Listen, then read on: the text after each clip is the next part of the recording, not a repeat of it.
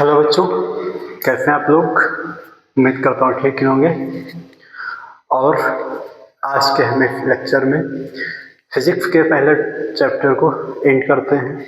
और आज का जो टॉपिक है वो हमारा टॉपिक है वैद्युत द्विध्रुव की निरक्षीय स्थिति में वैद्युत क्षेत्र की तीव्रता। बच्चों, इसके पिछले टॉपिक में मैंने पढ़ा था वैद्युत द्विध्रुव आघूर्ण के कारण अच्छी स्थिति में वैद्युत क्षेत्र की तीव्रता।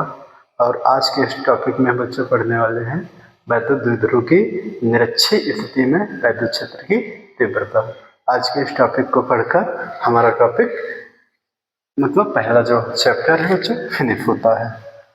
आइए और देखते हैं। तो आज की बच्चों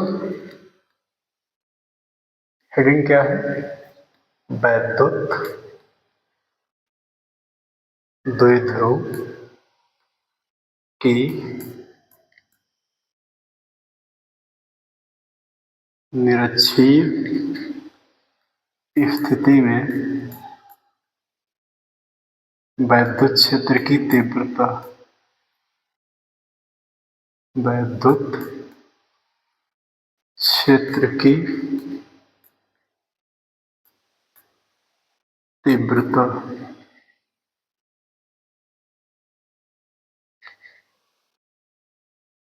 आइए बच्चों हम लोग देखते हैं।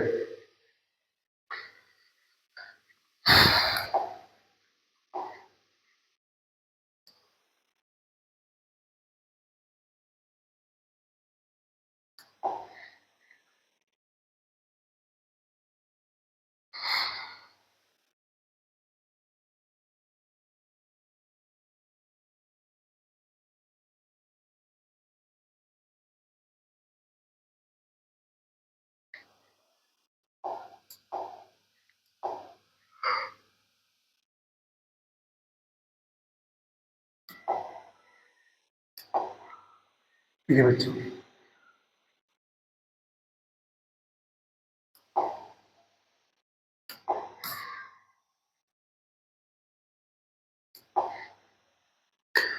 माना ये हमारा एक कोई वैद्युत द्विध्रुव है जो हमारा ए और बी है। बच्चों क्या है? ए और बी है। इसका सेंटर पॉइंट बच्चों ओ होगा और ए से ओ के बीच की दूरी बच्चों एल होगी और ओ से बी के बीच की दूरी बच्चों भी एल होगी। इससे जो कि निरक्षीय स्थिति का मतलब बच्चों होता है कि अपने अक्ष से हटके, मतलब इसको जैसे इधर बच्चों तुम्हारा क्या होगा, इधर इसका माइनस क्यू आवेश होगा, इधर इसका प्लस क्यू आवेश होता है बी वाले पर। तो इसको जाना चाहिए था अपने अक्ष पर, लेकिन अपने अक्ष पर ये ना जा करके बच्चों चला गया अपने निरक्ष पर।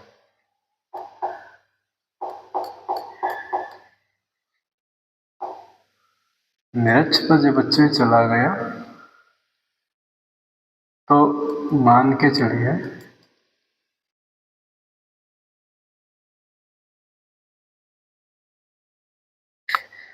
ये हमारा क्या है, एक ये यहाँ से यहाँ पर r दूरी तक इसका अनुभव किया जा सकता है। इसका जो वैद्युत क्षेत्र है बच्चों ये क्या है, ऊपर r दूरी तक, जैसे मैंने बताया था अगर यहाँ पर हमारा कोई वैद्युत आवेश रखा है तो इसके चारों ओर वैद्युत क्षेत्र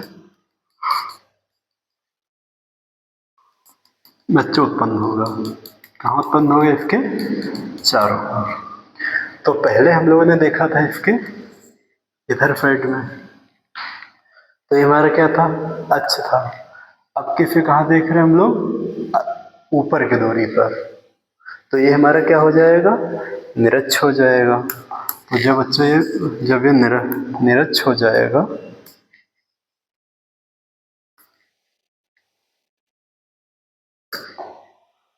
तो यहाँ पर बिंदु O से मान के चलो R दूरी पर एक बिंदु हमारा कोई P बच्चों स्थित है। और जब P हमारा स्थित है तो ये इसके ऊपर और बच्चों मान के चलो चला जाएगा। ठीक है, ये इधर से दूरी अगर जाएगी तो थोड़ी ये और चली जाएगी, और ये जो है इधर आगे जाकर मान के चलो थोड़ी ये बच्चों पीछे लौट जाएगी। तो ये जो ऊपर जाएगी ये बच्चों मान के चलो हमारी क्या है, E1 है। और ये जो बच्चों हमारा क्या है, ये हमारा क्या हो जाएगा, E2 हो जाएगा। हमने यही तो पढ़ा था कि बिंदु B पर कौन सी विद्युत क्षेत्र की तीव्रता होगी। यहाँ पर क्या बच्चा हमारा है E1, और बिंदु A पर A के लिए हमारी क्या होगी, E2 होगी। ये बच्चा हमारे क्या है मान के चलो E है। तो अगर इसको मिलाएं तो हमारा कुछ इस कदर से बच्चों मिलेगा करके, इस कदर से चित्र कुछ साफ नहीं बन पा रहा है।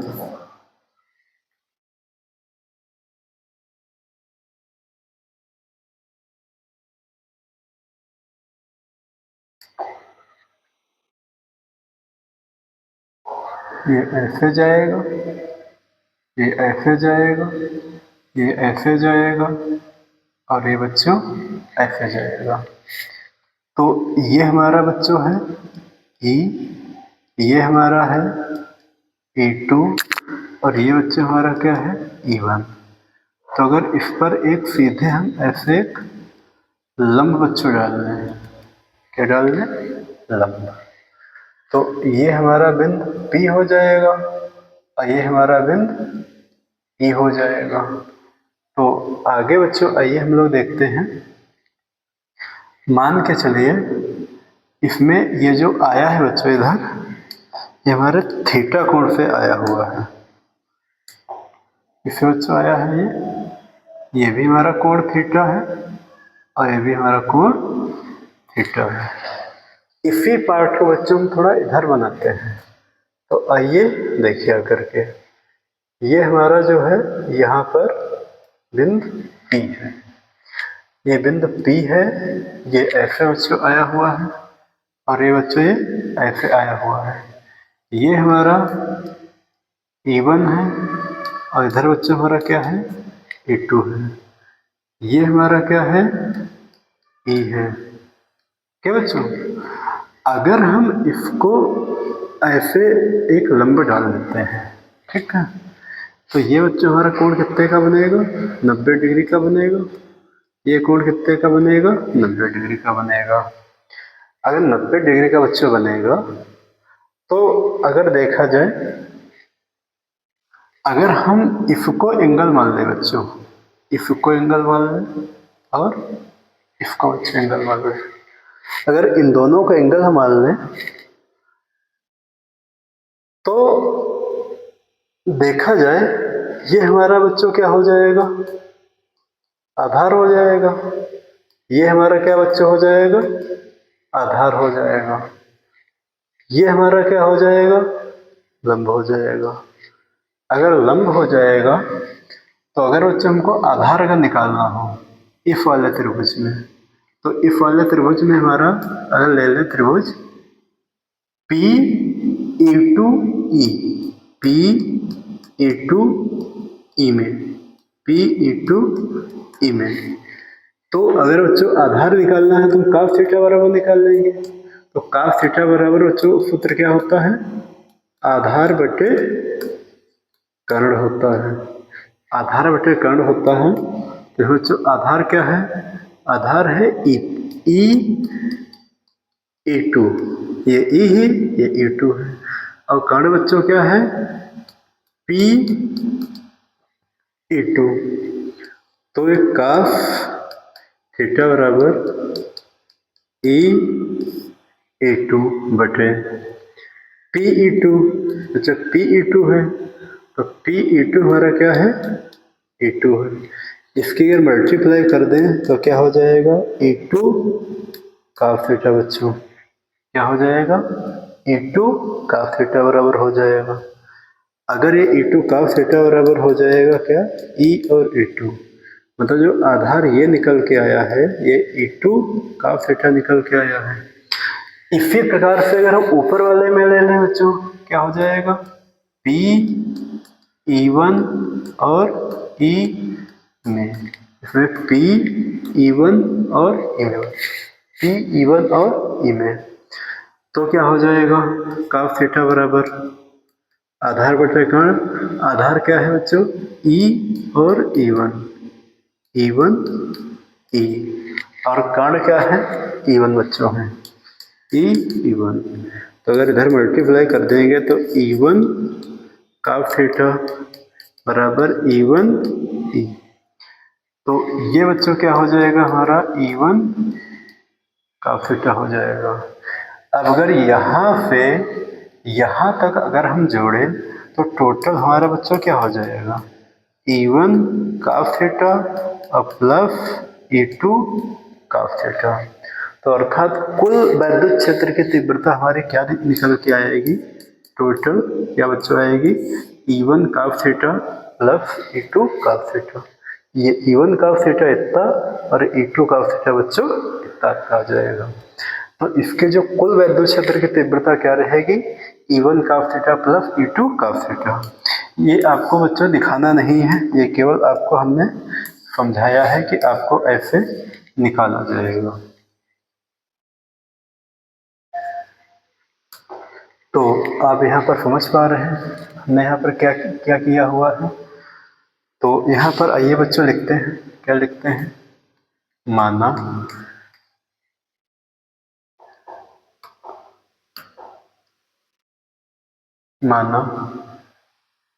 एक वैद्युत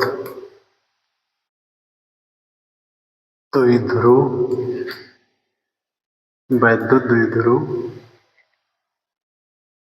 आघूर्ण AB है,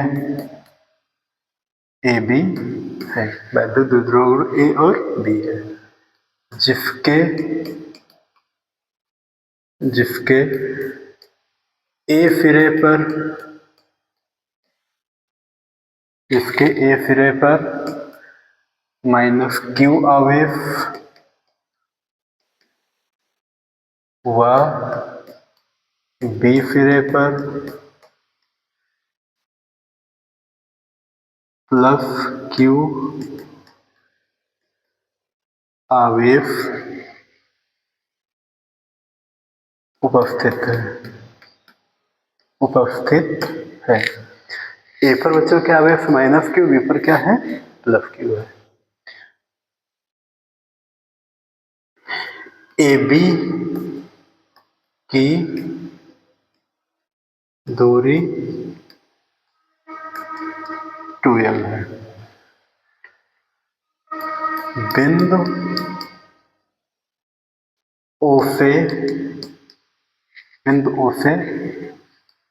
R दूरी पर एक बिंदु P स्थित है। क्या बच्चों स्थित है, P स्थित है। O से P पर बच्चों एक बिंदु हमारा क्या स्थित है, P स्थित है, जहां वैद्युत क्षेत्र की तीव्रता,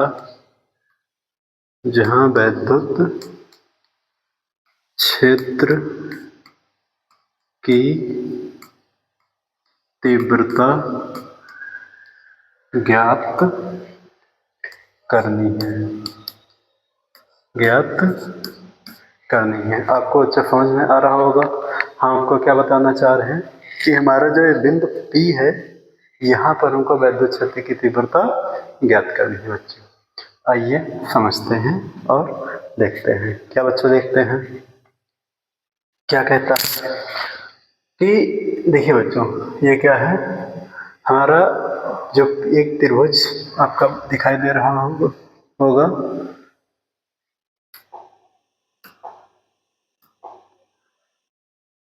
त्रिभुज ए ओ पी में, ए ओ पी में। आप बच्चों देख पा रहे हो यह एक आपका एक समकोण त्रिभुज है। कैसा त्रिभुज है? समकोण त्रिभुज है। जो ए ओ पी है बच्चों कैसा है? समकोण त्रिभुज है। तो समकोण त्रिभुज में हमको पता क्या है? समकोण त्रिभुज के अनुसार देखा जाए ये हमारा क्या होगा?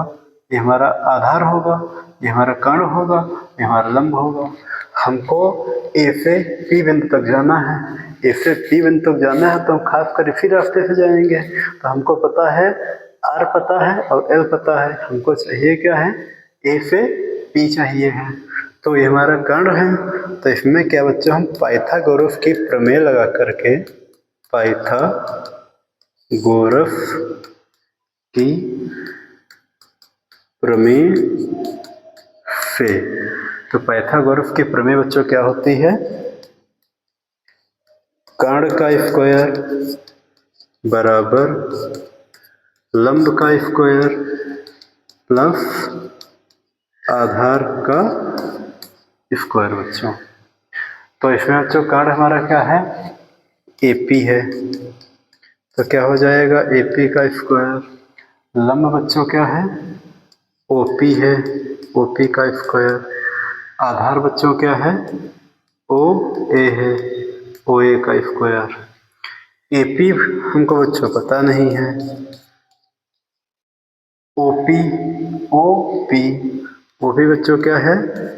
आर है। ओ ए बच्चों क्या हमारा है? एल है। तो एल का स्क्वायर।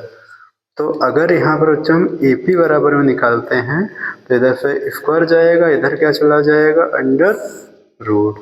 तो क्या हो जाएगा? R square plus L square बच्चों। आपको समझ में आया होगा। तो ए पी ये वाली जो दूरी बच्चों हमारी क्या हो गई?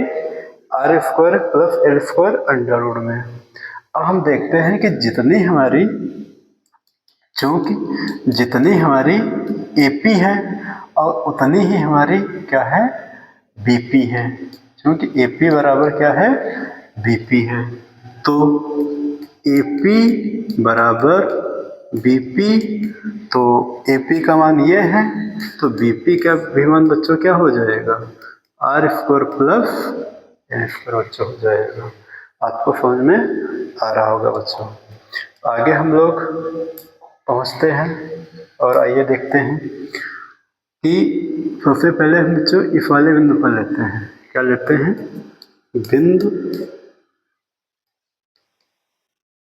बिंदु ए पर वैद्युत क्षेत्र की तीव्रता, वैद्युत क्षेत्र की तीव्रता। तो बिंदु ए पर वैद्युत क्षेत्र की तीव्रता बच्चों क्या हो जाएगी? E1 बराबर सूत्र बच्चों क्या होता है? 1/4 पाई एप्सिलॉन शून्य इंटू Q/r स्क्वायर बच्चों। ये तो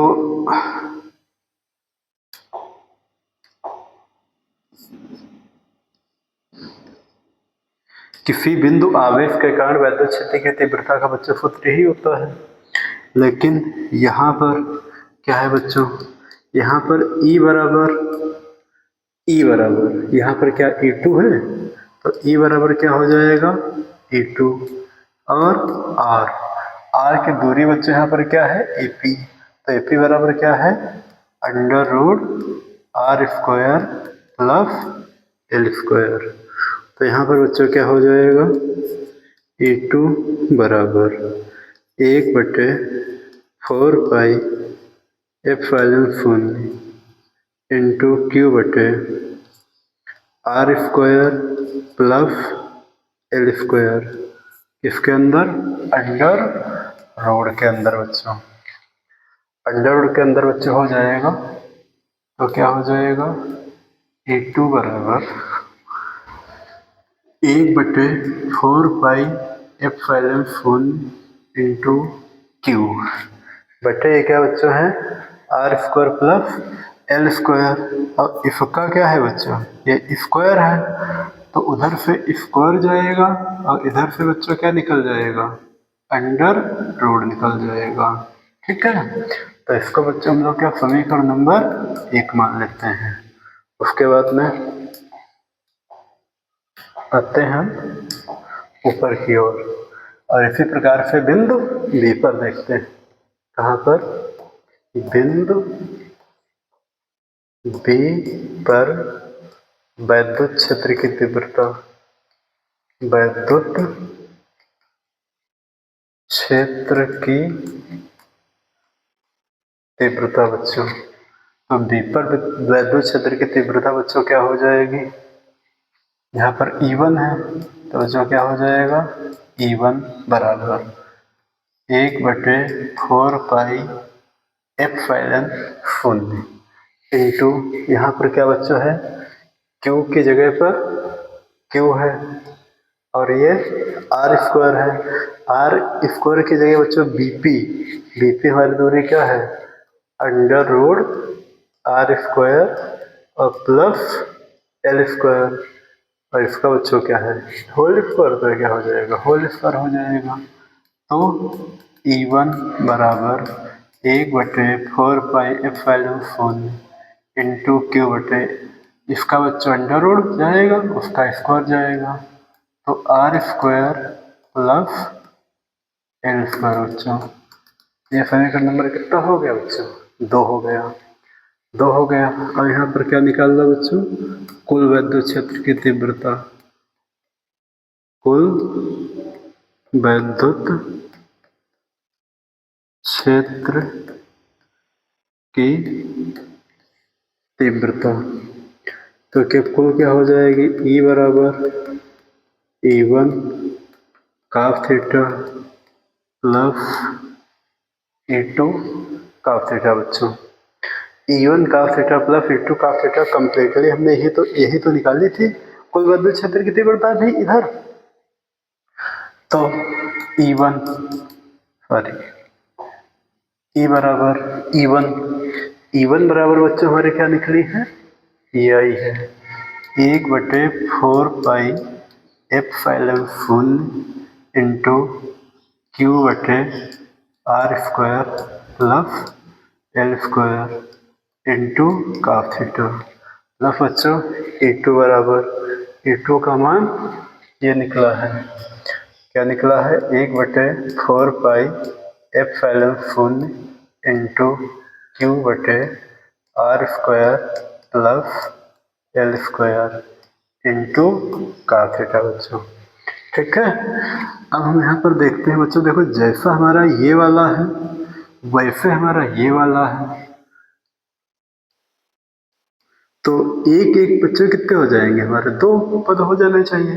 जैसा हमारा ये देखने में है वैसे हमारा ये सब देखने में है, तो एक एक बच्चों कितना हो जाएगा, 2 हो जाएगा इंटू, तो यहाँ पर क्या बच्चों लिख दें, 2Q लिख दें और नीचे R square plus L square into cos theta, 2Q बटे R square plus L square into बच्चों कॉस थीटा। अब हमको बच्चों की वैल्यू किसकी चाहिए, अब कॉस थीटा की चाहिए, कॉस थीटा की वैल्यू चाहिए तो इसको समीकरण नंबर हम लोग क्या मान लें, तो 3 मान लें। ठीक है, अब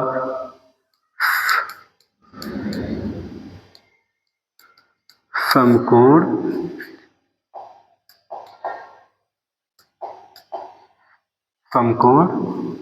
त्रिभुज कौन सा बच्चे ले लें, POB में अगर हम बच्चों कॉस थीटा बराबर अगर निकालते हैं तो कॉस थीटा बराबर सूत्र क्या होता है, आधार बटे कर्ण, तो आधार बच्चों हमारा क्या है OB, क्या है OB, और कर्ण बच्चों हमारा क्या है BP कॉस थीटा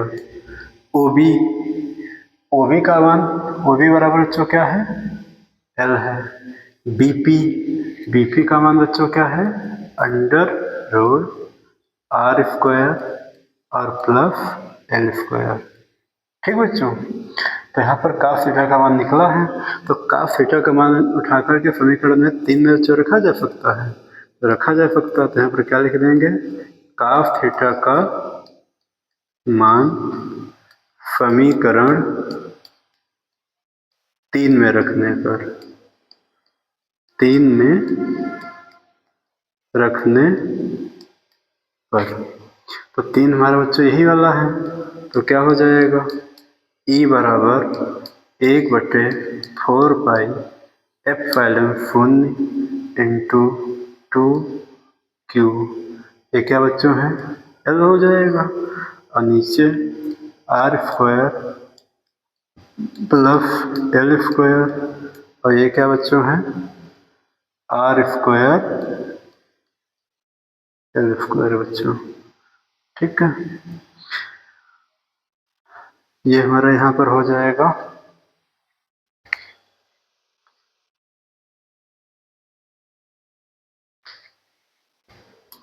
ये हमारा जो है बच्चों, वहाँ पर ना लिख के हम इधर लिख देते हैं, यहाँ पर इंटू में R square into L square, किसमें, अंडर रूट में। ठीक, इतना बच्चा आपको समझ में आ रहा होगा। अब हम इसी प्रकार से थोड़ा आगे बच्चा बढ़ते हैं। आप लोग इसकी स्क्रीनशॉट ले लीजिए, उतार लीजिए बेहतरीन तरीके से, फिर हम लोग आगे बच्चा बढ़ते हैं।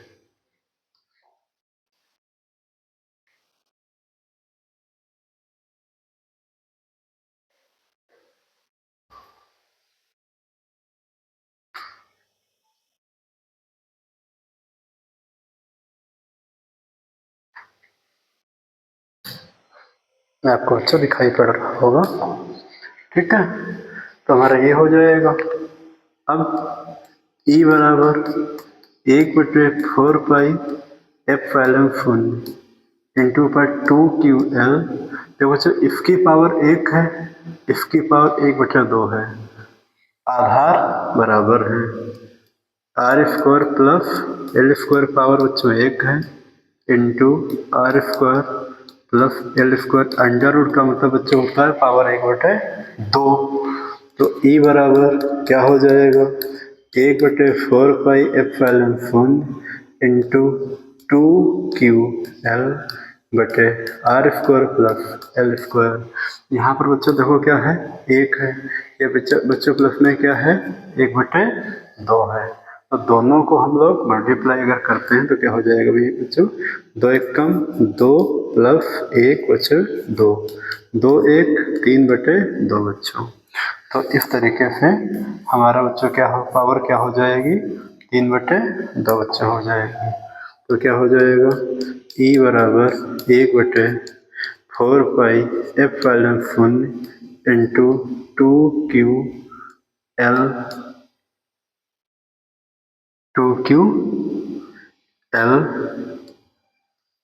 बटे आर स्क्वायर और एल स्क्वायर बच्चों हो जाएगी। इसकी पावर कितनी हमारी, 3/2 है। अब बच्चों यहाँ पर देखते हैं, हम लोग क्या देखते हैं कि ये जो 2ql है, इसके बराबर हमने बच्चों क्या पढ़ा है, p। आपको याद होगा वैद्युत द्विध्रुव आघूर्ण, 2ql बराबर बच्चों हमारा क्या है, p है। और जो ये हमारा दिया गया R square plus L square, R square plus L square, तो यहाँ पर बच्चों हम लोग देखते हैं कि आर हमारी क्या थी, बड़ी थी, R square greater than L square. ठीक बच्चों, इसीलिए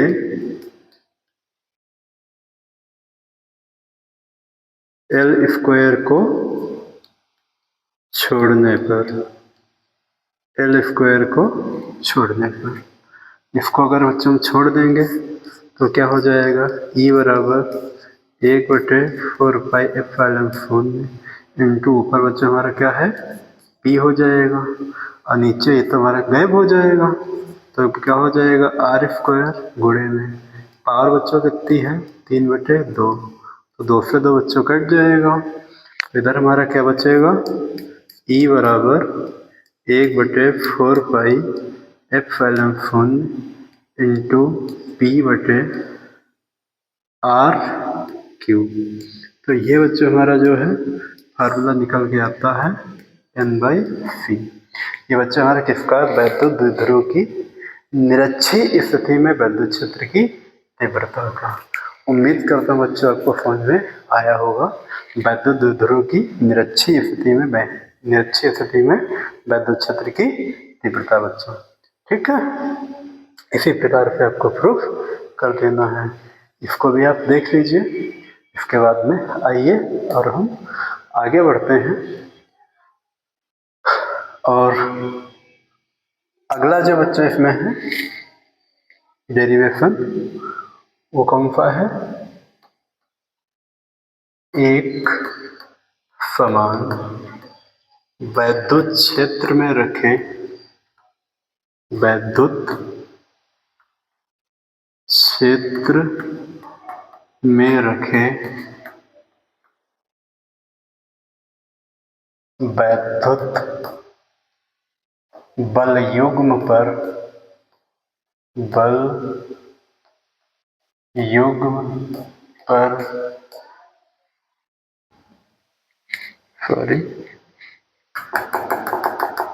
रखें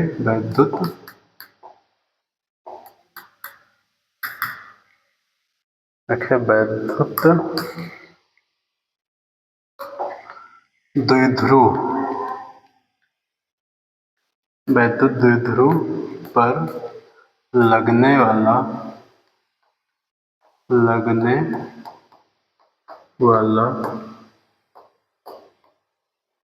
बल युग्म का आघूर्ण बच्चों क्या है, आघूर्ण। आइए हम समझते हैं पहले ये बल युग्म का बच्चों आघूर्ण क्या होता है। तो आघूर्ण में बच्चों क्या होता है, इसमें दो फोर्स लगते हैं, दोनों फोर्स का मान बराबर होगा, लेकिन इनकी दिशा बच्चों विपरीत होगी। क्या होगा, फोर्स बराबर लगेगा लेकिन दिशा क्या होगी, विपरीत होगी। जैसे हम लोग किसी बोतल की ढक्कन खोलते हैं तो हम लोग कैसे बच्चों पकड़ते हैं, जैसे ऐसे पकड़ते हैं, ऐसे पकड़ते हैं। तो अगर ऐसे पकड़ेंगे तो अंगूठा हमारा आगे की ओर पावर लगाता है, धक्का लगाता है, और उंगली वही पीछे की ओर लगाती है। तो जब अंगूठा आगे की ओर धक्का लगा रहा है वो क्या है, F। और जितना अंगूठा आगे की ओर लगाएगा, जितना अंगूठा आगे की ओर लगाएगा उंगली उतना ही पीछे की ओर लगाएगी, ऐसे। दूसरी बात है कि इनकी दिशा कैसी होंगी, वो विपरीत होंगी। दिशा कैसी होंगी, विपरीत होंगी। और दोनों के बीच में जो एंगल है बच्चों कितने का होगा, 90 डिग्री का होना जरूरी है। जो एंगल है अगर ऐसे पकड़ते हैं तो ये दोनों जो एंगल कैसे बच्चों बनेंगे, 90 डिग्री का बनेगा। अगर इस प्रकार से अगर हम इसको अंगूठे को मान लें और ये हमारा उंगली का मान लें तो ये भी बल बच्चों 90 डिग्री का होगा और ये भी बल हमारा कितना होगा, 90 डिग्री का होगा। तो इस तरीके से इनकी बच्चों दिशा क्या है, दोनों की विपरीत दिशा है। और जब दिशा इनकी दोनों के बच्चों हमारी कैसी है, विपरीत है, तो इसी को हम लोग बच्चों क्या कहते हैं, इसी को हम लोग कहते हैं वैद्युत द्विध्रुव आघूर्ण। आघूर्ण सदैव कैसे बनता है, दो बलों से बनता है।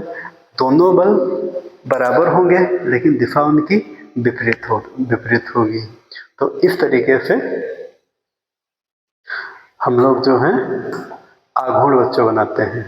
इसीलिए हम जब किसी बोतल को खोलते, बोतल की ढक्कन खोलते हैं तो उस बोतल को खोलने के दौरान हमको एक चीज़ खूब याद रखनी पड़ती है कि हमको हम दोनों को एक साथ रखें, ठीक है। आइए हम लोग देखते हैं। तो यहाँ पर किसी एक मान वैद्युत क्षेत्र में रखे वैद्युत द्विध्रुव पर। तो वैद्युत द्विध्रुव हमने मान के चलो बच्चा यहाँ पर किसी एक पर्टिकुलर एंगल पर हमने रख दिया है, ठीक है। ऐसा हमने अगर एक ऐसा लंब डालने बच्चों, हम लोग एक ऐसा हमने लंब डाल दिया है, और जो लंब बच्चों हमने डाल दिया है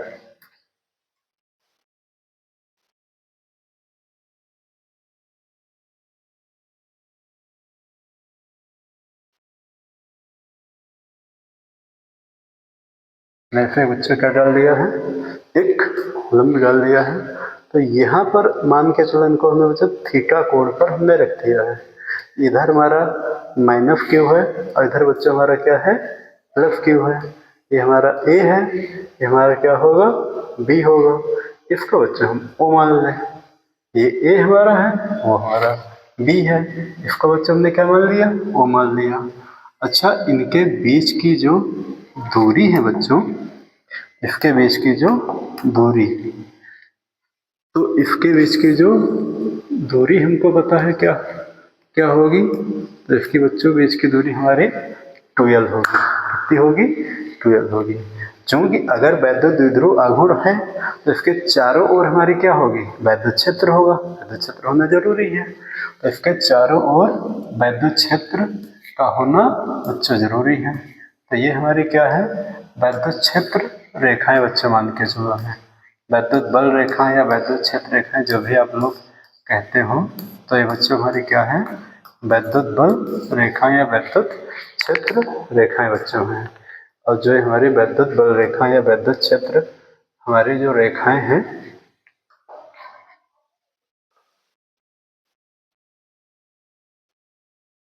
ठीक है।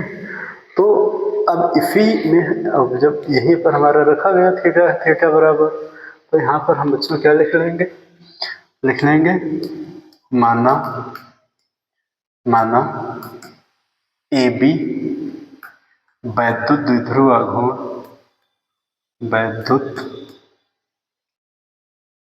माना वैद्युत द्विध्रुव, वैद्युत द्विध्रुव आघूर्ण है जो एक समान वैद्युत क्षेत्र में रखा है बच्चों, एक समान वैद्युत क्षेत्र में रखा है। ठीक बच्चों,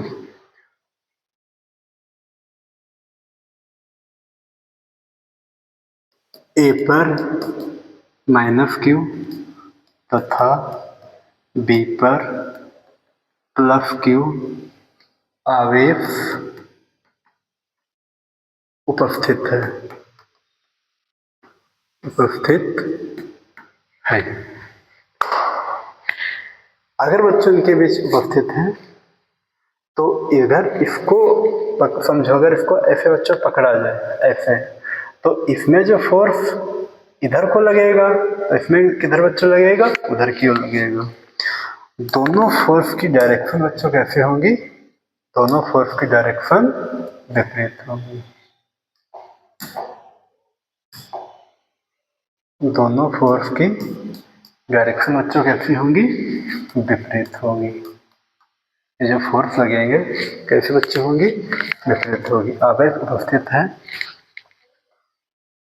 बिंदु ए व बी पर लगने वाला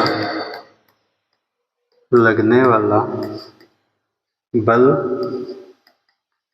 एफ है। कैसा बच्चों है, एफ है, जिनका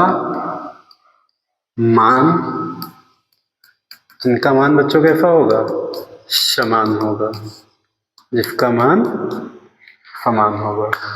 इस तरीके से बच्चों हम लोग देखते हैं इनका मान कैसा होगा, समान होगा। क्यों समान होगा, समान इसलिए होगा क्योंकि मैंने क्या बताया, जो आघूर्ण बच्चों होता है ना, आघूर्ण, इसकी दिशाएं कैसी होगी है, होती हैं विपरीत होती हैं। इनकी दिशाएं बच्चों विपरीत होती हैं और मान दोनों के बराबर होते हैं, तभी हमारी किसी चीज को खोला जा सकता है। तथा इनके बीच की दूरी, इनके बीच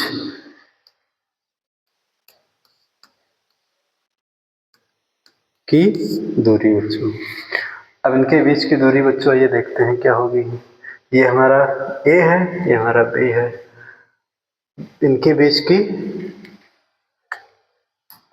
जो दूरी ना होकर के लंबवत दूरी, ऐसी दूरी लंबवत दूरी। तो लंबवत दूरी बच्चों क्या होगी? 90 डिग्री का एंगल ही तो बन रहा है। तो अगर 90 डिग्री का एंगल बच्चों बन रहा है तो हमको यहाँ पर कौन सी दूरी कौन चाहिए है? यही तो चाहिए है, ओ बी। तो अगर इसको थीटा मान लें तो ये हमारा लंब होगा, ये हमारा कर्ण होगा। तो लंबवत दूरी किससे निकलेगी? साइन थीटा से।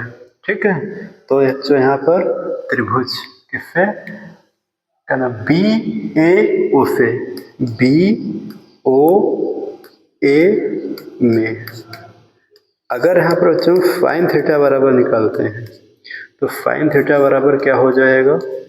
लंब बटे कर्ण। क्या हो जाएगा? लंब बटे कर्ण। लंब बच्चा हमारा क्या है? O B. लंब क्या है? O B.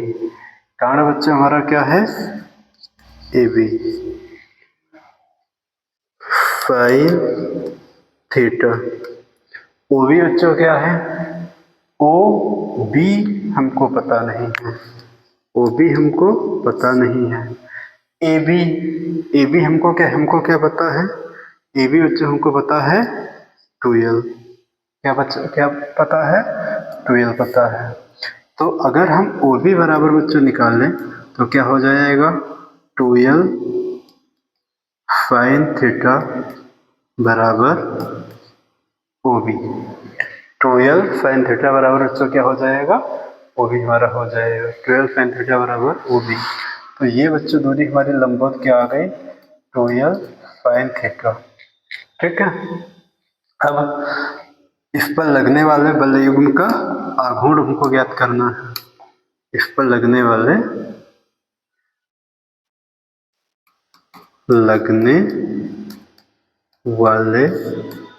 बल युग्म का आघूर्ण, बल युग्म का आघूर्ण बच्चों। तो बल युग्म का आघूर्ण बच्चों क्या हम होता है? हमारा टो बराबर होता है, क्या होता है? दोनों आवेशों पर लगने वाला बल, दोनों आवेशों पर लगने वाला बल तथा क्या होता है? दोनों बीच की लंबवत दूरी, दोनों बलों के बीच, दोनों बलों के बीच लंबवत दूरी। तो हमारा बच्चों क्या हो जाएगा? टो बराबर दोनों बलों पर दोनों आवेशों पर बच्चों। तो दोनों आवेशों पर लगने वाला बल बच्चों का हमारा क्या है? एफ है। और उनके बलों के बीच की बच्चों दूरी क्या है? 12 साइन थीटा बच्चों है। क्या है? 12 साइन थीटा।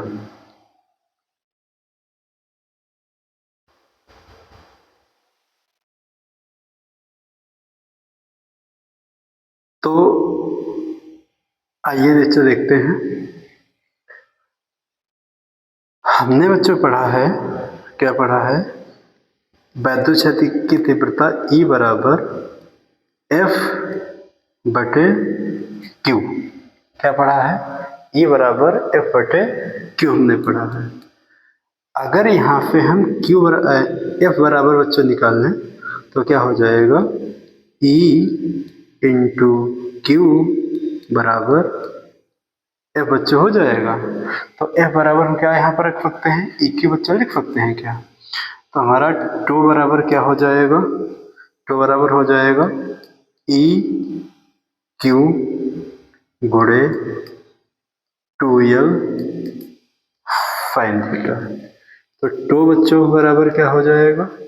अगर इसको ऐसे लिख सकते हैं, E into 2QL into sine theta.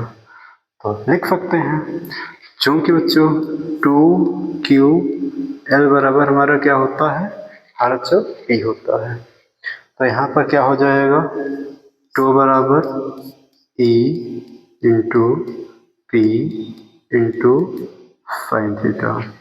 तो इस तरीके से अगर इसको बच्चों में लोग लिखना चाहें तो सूत्र क्या हो जाता है, टू बराबर पी ई साइन थीटा बच्चों हो जाएगा। क्या हो जाएगा, साइन थीटा हो जाएगा। तो ये बच्चों हमारा क्या है, ये हमारा आया है एक समान वैद्युत क्षेत्र में रखे वैद्युत द्विध्रुव पर लगने वाला बल युग्म का आघूर्ण। ये बच्चों बल युग्म का आघूर्ण यहाँ पर बच्चों हमारा आया हुआ है। आइए और इसके आगे हम लोग समझते हैं। आगे हम लोग इसमें बच्चों क्या समझेंगे,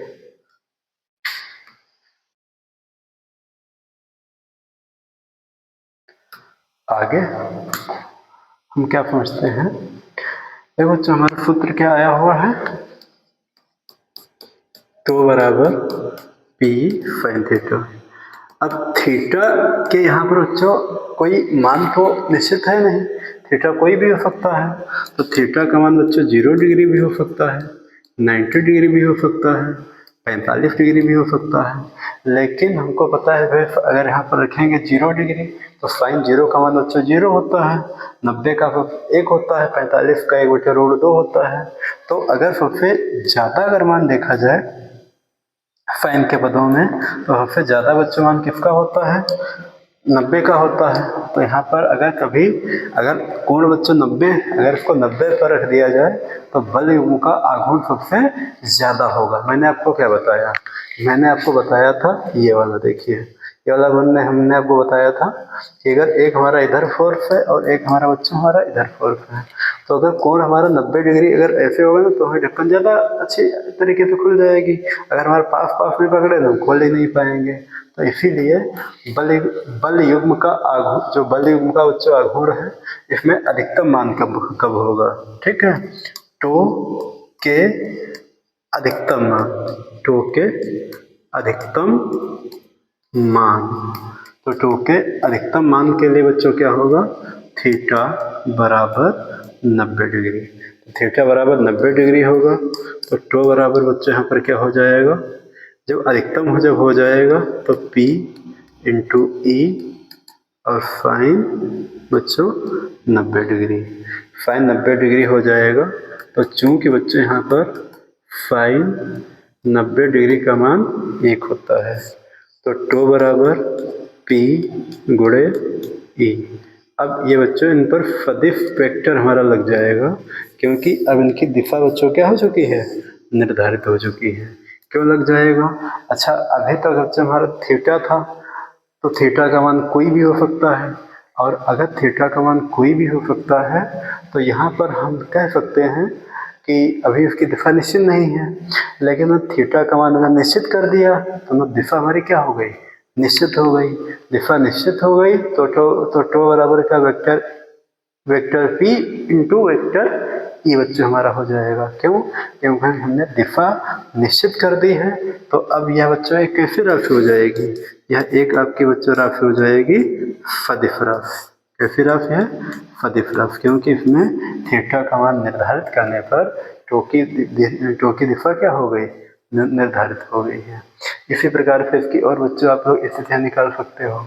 अगर इसके बच्चों हम लोग मात्रक की अगर बात करते हैं, इसके मात्रक की बात करते हैं तो टो बराबर यहाँ क्या है, P है। तो P हमारे बच्चों क्या होता है, वैद्युत द्विध्रुव आघूर्ण। तो P का मात्रक और गुणे E का मात्रक,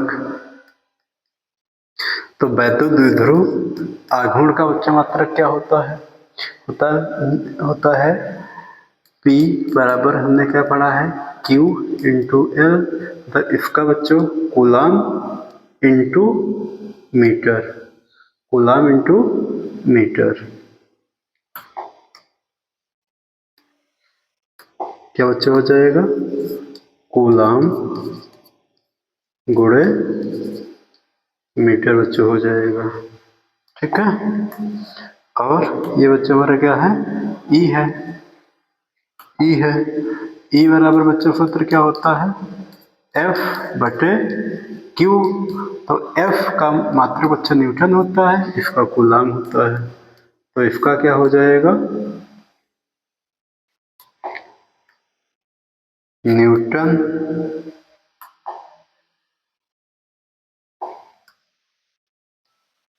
क्या हो जाएगा बच्चों गुणे में, न्यूटन बटे कूलाम। तो कूलाम कूलाम बच्चों कैंसिल हो जाएगा, क्या बचेगा, मीटर इंटू न्यूटन या न्यूटन इंटू मीटर।